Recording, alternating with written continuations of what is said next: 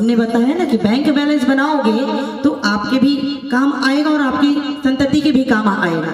ऐसे ही धर्म का भी बैंक बैलेंस बनाओ भाई। जब धर्म का मीटर देखते हैं तो धर्म का मीटर नीचे और पाप का मीटर ऊपर, ऐसा नहीं चलेगा। थोड़ा धर्म का भी मीटर ऊपर उठाना पड़ेगा। लाल सिग्नल बत्ती दे रहा है भैया, ज्यादा करोगे तो मैं फूट जाऊंगा, इसलिए थोड़ा ग्रीन सिग्नल को भी थोड़ी आगे बढ़ाओ, क्योंकि ग्रीन सिग्नल आगे बढ़ेगा तभी तो आपको आने वाले जन्म में और इस जन्म के भी और भी समय जितना जीवन है आपका वो सुखमय होगा। आने वाला समय तो आपका सुखमय होगा ही होगा, किंतु अभी जो कष्टों से घिरे हैं उस कष्टों से आपको मुक्ति प्राप्त हो जाएगी और भगवान के श्री चरणों से लगे रहेंगे तो भगवान की अगर दया होगी तो मोक्ष की भी प्राप्ति हो जाएगी।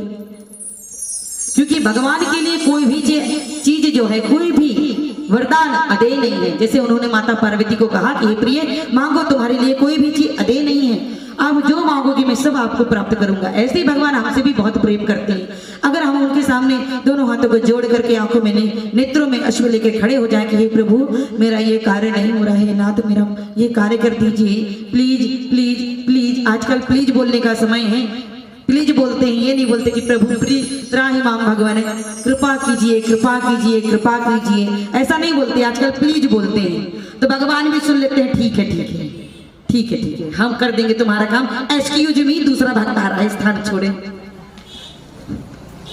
भाई आप भगवान से बोलेंगे प्लीज तो ऐसा थोड़ी ना है। आपको इतना ज्ञान है तो वो तो बताइए, उन्होंने संसार की रचना की है, उन्हें कितना ज्ञान होगा, उन्हें जाने कितनी इंग्लिश आती होगी, हमें तो नहीं आती। ऐसे ही बड़ा ही दुखी था चित्रकेतु, बड़ा दुखी, और भगवान के सिर्फ चरणों से लगा रहता था। एक दिन भगवान की ही कृपा से देवी ऋषि नारद जो है उसके महल में पहुंचे, अपनी 108 रानियों के साथ देव ऋषि नारद का उन्होंने बड़े प्रेम से बड़े भाव से पूजन अर्चन किया, भोजन प्रसाद कराया और भोजन प्रसाद कराने के उपरांत उनकी चरण कमल दबाने लगे। जब चरण कमल दबाने लगे तो ऋषि को बड़ा आनंद प्राप्त हुआ, बड़े सुख का अनुभव किया उन्होंने। क्यों? क्योंकि वो तीनों लोकों में घूमते रहते हैं, पैर तो दुखते होंगे ना। अब आप लोग के पास तो कार है और तरह तरह के आजकल की गाड़ियां आ गई हैं, वो कौन कौन सी इनफील्ड और रॉयल क्या पता नहीं कौन कौन सी गाड़ियां, आप तो उसमें बैठ के चले जाते हैं। नारद जी के पास कोई गाड़ी नहीं थी, बेचारे को उनको जाना पड़ता था। बहुत जब चित्रकेतु ने उनके चरण दबाए तो बड़ा आनंद उनको प्राप्त हुआ। चरण दबाते दबाते चित्रकेतु के नेत्रों में अश्रु आ गए, उनकी रानियों के नेत्रों में भी अश्रु आ गए। तो देव ऋषि नारद जो भूत वर्तमान और भविष्य काल के ज्ञाता हैं, उन्हें तो ज्ञाता था कि भाई इनकी आंखों में अश्रु कैसे आए। फिर भी पूछते हैं राजन क्या कष्ट है, क्या दुख है आपको? बोले प्रभु आप तो अंतर्यामी हैं, आप तो सब जानते हैं कि भगवान की कृपा से मुझे धन ऐश्वर्य वैभव की कोई कमी नहीं है, मुझे सारे संसार के सारे सुख प्राप्त हैं, किंतु मेरे यहाँ संतान नहीं है। हे प्रभु आप तो परम ऋषि हैं, महात्मा हैं, अगर आपकी कृपा हो जाएगी तो मेरे यहाँ संतान की प्राप्ति हो जाएगी। देव ऋषि नारद उनकी सेवा से इतने प्रसन्न हो गए, इतने प्रसन्न हो गए कि उन्हें वरदान दे दिया कि जाओ तुम्हारे घर में पुत्र रतन की प्राप्ति होगी। अब पुत्र रतन की प्राप्ति होगी, भाई पुत्र एक ही होगा ना, अब एक साथ 108 पुत्र तो होंगे नहीं। अब रानियां कितनी हैं? 108। कितनी रानियां हैं? 108। अब उनमें से किसी को तो होगा, भगवान ने वरदान दिया। देखो महात्मा का, संतों का वरदान कभी खाली नहीं जाता, उनका आशीर्वाद कभी भी खाली नहीं जाता।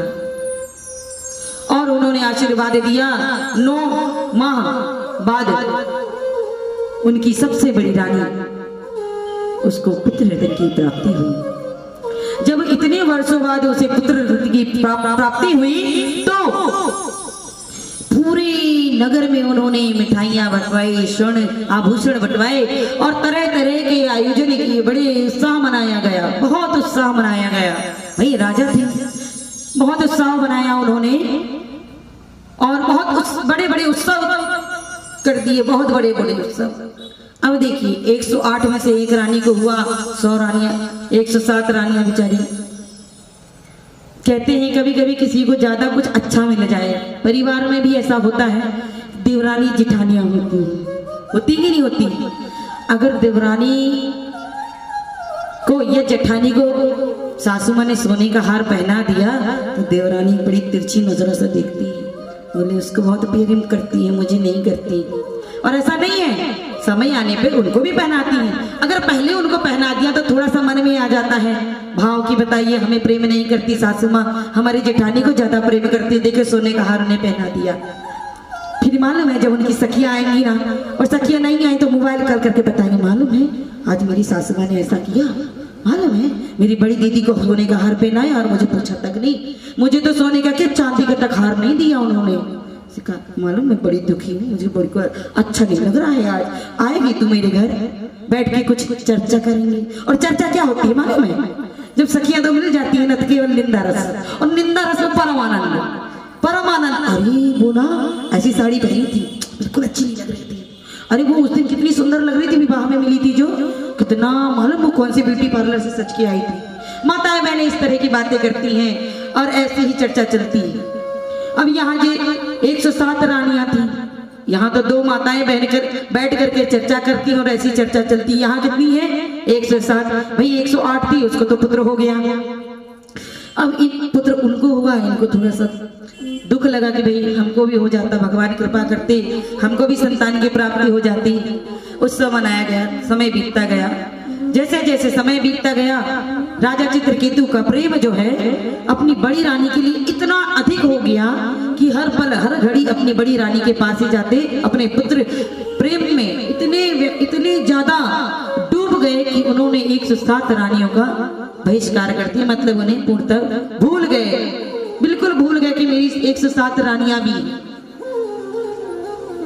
देखिए जब पति परमेश्वर हमारे किसी बात का निरादर कर दे या हमारा निरादर कर दे आप, तो क्या दुख लगता है? लगता है कि नहीं लगता?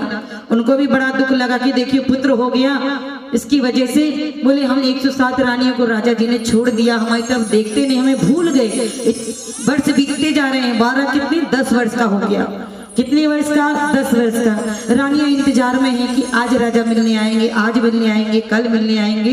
ऐसे बीतते बीतते 10 वर्ष बीत गए। अगर पति बाहर जाता है आपके, है ना, आपके पति परमेश्वर बाहर जाते हैं काम से, और अगर एक दिन फोन ना करें तो आप रात दिन फोन लेकर बैठी रहते हैं कि अरे गए हैं, फोन नहीं आया, क्या बात है, क्यों फोन नहीं किए। कई बार फोन लगाते, भले ही वो वहां जाकर अपने कार्य में रत हो जाते हैं, कार्य से जब फुर्सत मिलेगी तब वो लगाएंगे, लेकिन माताएं बार बार कॉल करेंगी, बार बार कॉल करेंगी, उठा नहीं रहे, क्या बात है, क्यों नहीं उठा रहे। कष्ट होता है ना, चिंता होती है ना, लगता है कि एक बार बात हो जाती, एक बार आवाज सुन लेते तो तसल्ली हो जाती कि कुशल पूर्वक है कि नहीं, भोजन प्रसाद पाए हैं कि नहीं। ऐसे ही 107 रानियां जो हैं उनका दर्शन करने के लिए जो है अपने पति परमेश्वर का इतनी दुखी हो रही है, इतनी दुखी हो रही है, रुदन करती हैं आपस में। और इस तरह उनके अंदर जो है क्रोध भाव उत्पन्न होने लगा। कौन सा भाव? क्रोध भाव। और उनको इतना क्रोध आ गया, इतना क्रोध आ गया कि उन्हें लगने लगा कि यह पुत्र के कारण हमारे पति ने हमारा जो है बहिष्कार कर दिया, हमें भूल गए। केवल किसके कारण? इस पुत्र के कारण। अगर ये रानी से ये पुत्र प्राप्त नहीं होता तो राजा हमें वैसे ही प्रेम करते जैसे पहले करते थे, हमारे साथ भोजन करते, हमारे साथ भजन करते, हमारे साथ पूजन अर्चन करते। यह सोच करके सभी 107 रानियों के हृदय में अत्यंत क्रोध आ गया, बहुत क्रोध। और एक दिन